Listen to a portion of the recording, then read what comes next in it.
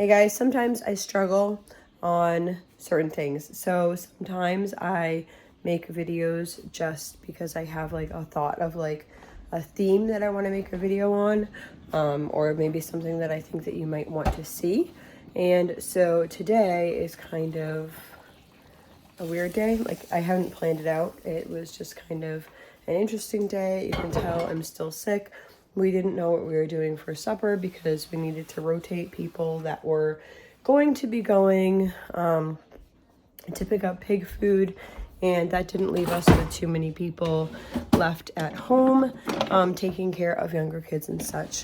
So what I am doing is I just threw together something really simple, and I thought I'd share it to you because it's super simple, but it's also super cheap.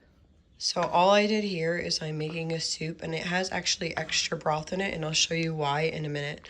So I have, I used a canning jar. I did all canning jars. So I'll show you the empty canning jars here. I had one just of chunks of beef, and then I had one of cabbage, one of zucchini that I had canned, and then one of green beans, and then two others were broth. And that is just what's in here. And then I had some onions that I had dehydrated. I also am using up, I found this in the back of my cabinet. So I am using up some of this. I just use like a teaspoon of that just for seasoning. And then I did like maybe a quarter cup of the dry tomato powder, and then maybe about half a cup of the kale powder. And so that's what I have in here. Now normally when I'm making my soups, I like them to be thicker than this. If I had carrots, I would use carrots. I don't have carrots, so I'm just doing what I have. I would have it thicker than this, but I have it thinner for a reason. I'm going to turn this back on. It was just boiling. I'm going to turn it back on real quick. Just make sure that went on. Yep, it went on. All right. And I'm going to show you. I have over here in my Bosch, this is just gluten-free biscuit mix or whatever. So let me see here. So this is gluten-free. I times it times 3. Gluten-free, just basic biscuit mix. Normally I would take this and it would be thicker than this, and then you'd roll it out and make biscuits. But I'm just going to plop some in here.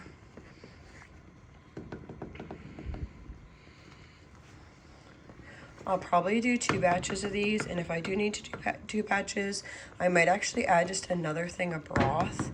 And I am just making this kind of stretch for the people that are home. This will feed everyone who's home. My husband is not home tonight, but there will not be enough for him most likely to have for lunch tomorrow, but I do have a bunch of leftovers for him, so I'm not too concerned about that. So I'm going to take about half of what I have in here. I should take in the beater thing out. And I'm going to put it in here. It's obviously easier with 2 hands because then you can take a finger and just kind of plop it down. But this way it goes a little different. I don't know what people call these. These to us are dumplings. Sometimes I've heard them called plunkies. I don't know. I have no clue. But for a while, I think that it might have just been one of my kids called them plunkies. So for a while, we were calling them plunkies. And I'm like, where did I get that name from? Anyway, probably because it like plunks into the thing. Okay, so that's pretty full there. I'm just going to put the cover back on. I'm going to turn it down just a smidge just so it doesn't boil over, but you want it to be kind of high still, which I'm finding to be kind of tricky on these stoves without it going out. And so this is what's left here.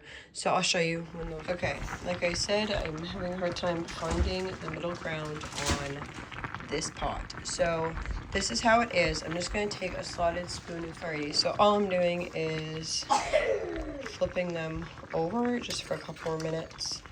Sometimes you can just push one side and flip it. As you can see, like that's happening there. Just flipping them like this.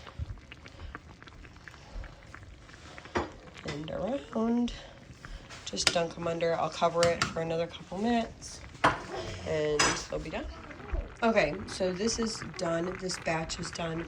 What I'm going to do is I'm going to take my slotted spoon again And just, I'm gonna take these out. If you had a small family, like the whole soup is done. You guys would be fine. You could just serve it like this. I would serve a dumpling in a bowl like that with some soup like over top of it and just do it like that. I'm just taking these out so that I can put more in here. Basically. So basically, if you've never had one before, it's kind of like a biscuit. You can see maybe inside of that one. It's like light and fluffy like a biscuit, but they cook up really quick. So if you only have a couple minutes, like to make this soup and the dumplings, it would be less than half an hour. And the cost is really affordable because we're just making a soup and some dumplings on the side. So I am going to take this.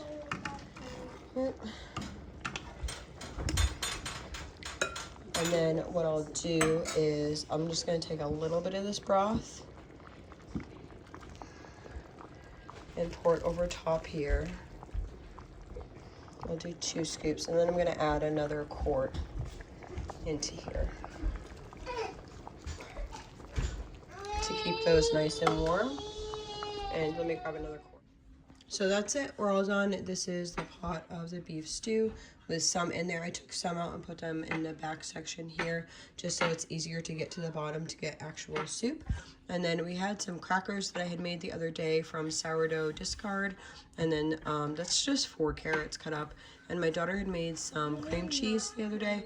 So that is the cream cheese that she made. And then I served myself a bowl here. So I usually put soup and the dumpling in there. And then I add butter on top of my dumpling.